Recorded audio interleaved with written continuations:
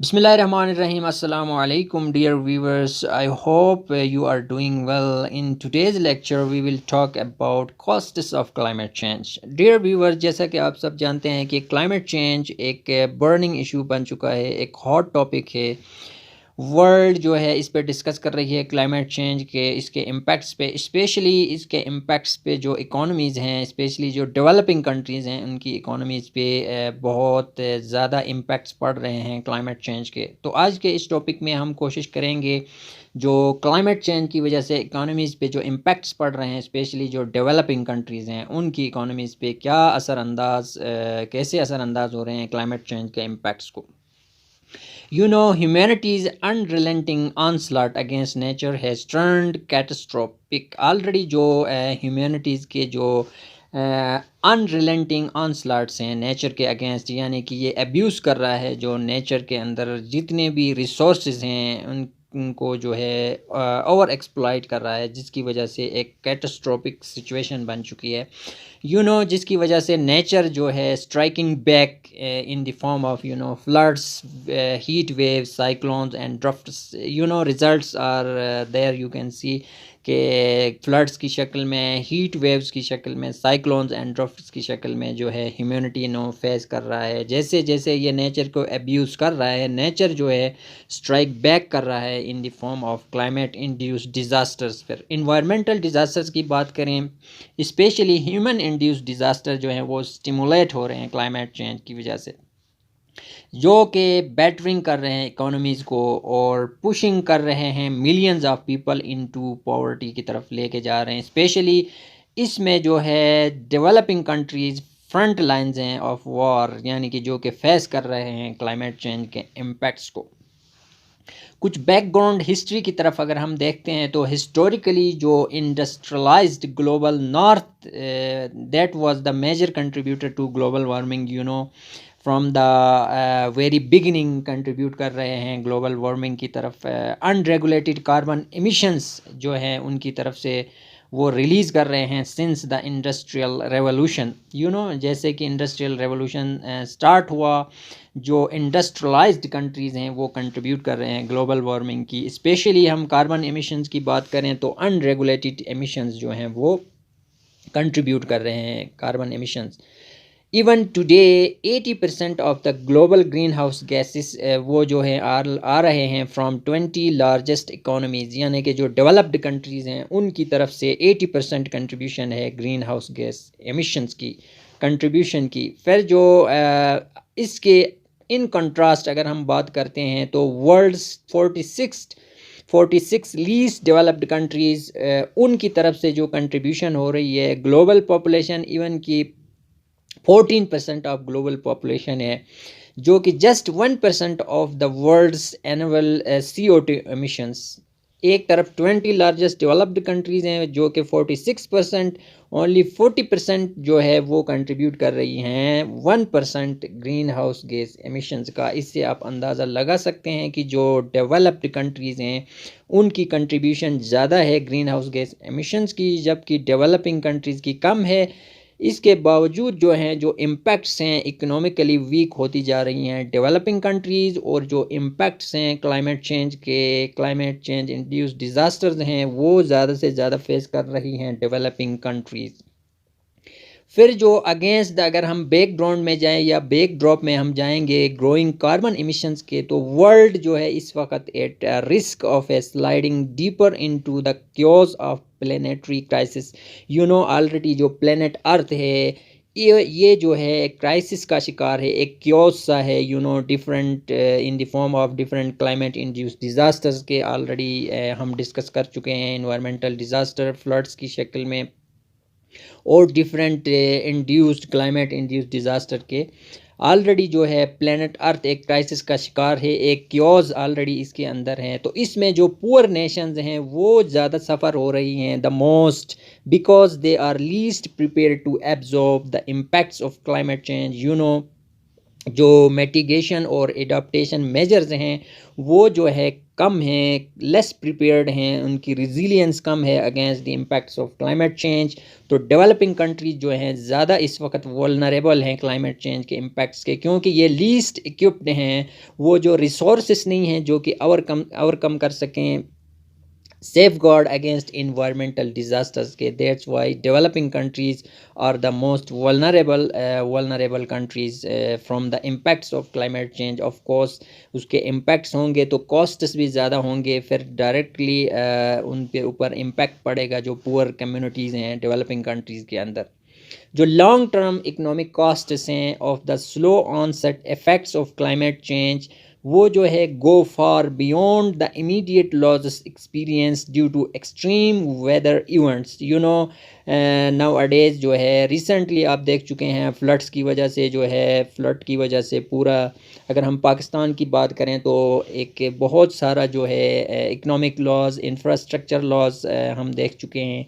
Specially अगर हम बात करते हैं degradation of land and ecosystem, ये जो है वो रिड्यूस करते हैं, एग्रीकल्चरल यील्ड्स को कम करते हैं ड्यू टू क्लाइमेट चेंज। फिर जो चेंजिंग वेदर पैटर्न जो चेंज हो रहे हैं वो जो है रिजल्ट करते हैं, वो इम्पेक्ट करते हैं इन क्रॉप फेलियर के, जो कि लीड करता है फूड इनसिक्योरिटी ऑफ कोर्स। फिर क्रॉप अगर फेलियर होगा तो उससे फूड इनसिक्योरिटी पैदा होगी, लॉस कम होगा, फूड जो है कम होगा जिससे फूड इनसिक्योरिटी होगी। फिर जूनोटिक जो डिजीज़ हैं वो भी लिंक्ड करती हैं लॉस ऑफ बायोडाइवर्सिटी से। इसके बाद फिर developing countries have sought a balanced appropriation of climate finance between mitigation and adaptation to develop resilience to climate change। They call for new and additional financial resources। developing countries की बात करें तो climate change adaptation और mitigation के लिए उनकी resilience के लिए, to develop resilience to climate change, उनको जो है न्यू ग्रांट की ज़रूरत होगी, रिसोर्स की ज़रूरत होगी from the industrialised rich countries जो हैं उनकी तरफ से, by invoking the principle of historical responsibility, क्योंकि वो ज़्यादा कंट्रीब्यूट कर रहे हैं ग्रीन हाउस गैस एमिशंस की तरफ, तो उनकी ये रिस्पॉन्सिबिलिटी है कि वो जो है फाइनेंशियल रिसोर्स पैदा करें डेवलपिंग कंट्रीज़ के। और यूनाइटेड नेशनल इन्वायरमेंट प्रोग्राम की एक एस्टिमेट्स के मुताबिक जो एडाप्टेशन कॉस्ट्स हैं वो हैं तकरीबन $140 बिलियन से लेके $300 बिलियन पर ईयर। एक साल में इतना कॉस्ट हैं क्लाइमेट चेंज एडाप्टेशन और मिटिगेशन के।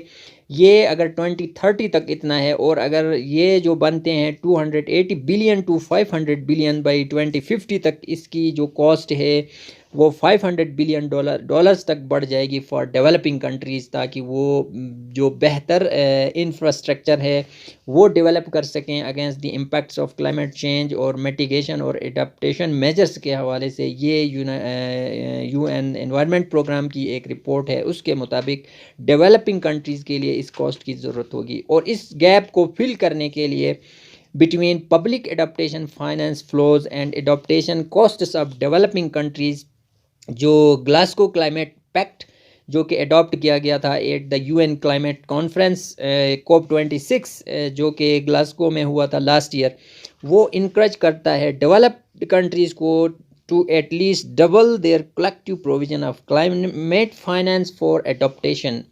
ये जो क्लाइमेट चेंज कॉन्फ्रेंस हुई थी COP26, उसमें डेवलप्ड कंट्रीज़ को ये प्लेज किया था उन्होंने, या उनको ये कहा था कि वो एटलीस्ट डबल करें जो प्रोविज़न है क्लाइमेट फाइनेंस एडॉप्टेशन के लिए, क्लाइमेट चेंज एडॉप्टेशन के लिए। मीनवाइल जो कंट्रीज़ हैं devastated by floods, droughts and hurricanes need urgent support. Specially जो कंट्रीज़ इस वक्त फेस कर रही हैं या ऑलरेडी फेस कर चुकी हैं फ्लड्स से, ड्रफ्ट से और हरिकेन्स की वजह से, उनको अर्जेंट सपोर्ट की ज़रूरत है, फाइनेंशियल एड की ज़रूरत है। UN सेक्रेटरी जनरल जो है Antonio Guterres has repeatedly pleaded for immediate financial relief for climate disasters। UN secretary general ने भी, उन्होंने ये कहा था कि वो जो है फाइनेंशियल रिलीफ देंगे क्लाइमेट डिजास्टर्स इंक्लूडिंग डेप्थ swaps with IFIs and other donors as it was a matter of justice and not a generosity. तो जो यूएन सेक्रेटरी जनरल हैं उन्होंने भी कहा था कि जो क्लाइमेट चेंज अडेप्टेशन है उनके लिए फ़ंड रेज करेंगे, डिफरेंट जो डोनर एजेंसीज़ हैं उनके थ्रू जो है वो जो है क्लाइमेट अडेप्टेशन के लिए फंडिंग के रिसोर्सेज पैदा करेंगे।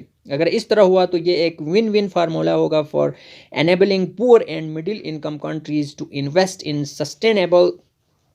sustainable and resilient infrastructure and transition to green their economies।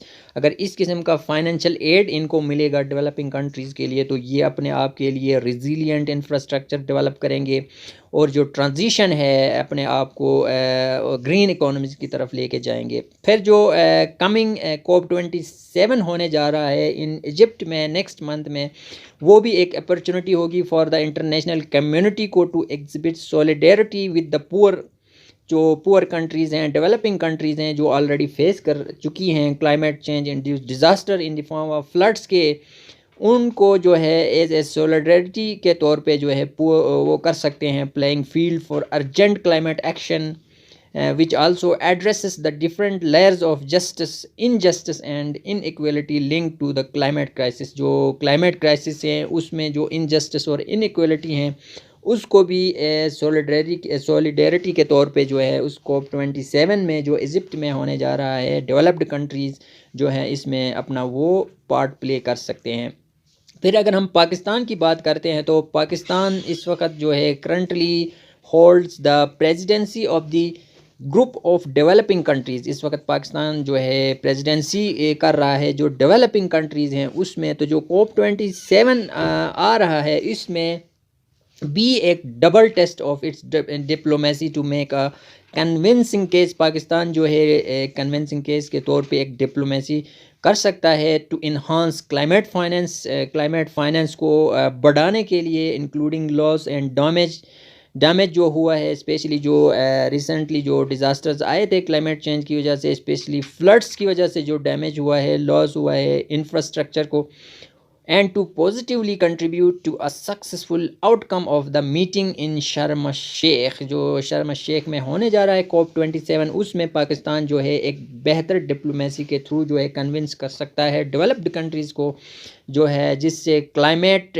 जो है रिलेटेड जो डिज़ास्टर हुए थे उनके हवाले से जो है क्लाइमेट फाइनेंस को जो है बढ़ा सकता है। तो डियर व्यूवर्स ये था आज का लेक्चर के क्लाइमेट कॉस्ट्स, जो क्लाइमेट चेंज की वजह से जो इम्पैक्ट्स हैं उनके क्या कॉस्ट्स होंगे, यानी कि जो इकोनॉमिक लॉस हुआ है इन द फॉर्म ऑफ इंफ्रास्ट्रक्चर या जो डिफरेंट क्लाइमेट चेंज के इम्पैक्ट्स को ओवरकम करने के लिए जो मिटिगेशन और एडेप्टेशन मेजर्स हैं उसके लिए क्लाइमेट फाइनेंसिंग के हवाले से। आई होप कि ये वीडियो भी आपके लिए फ्रूटफुल साबित होगी। Thank you for watching.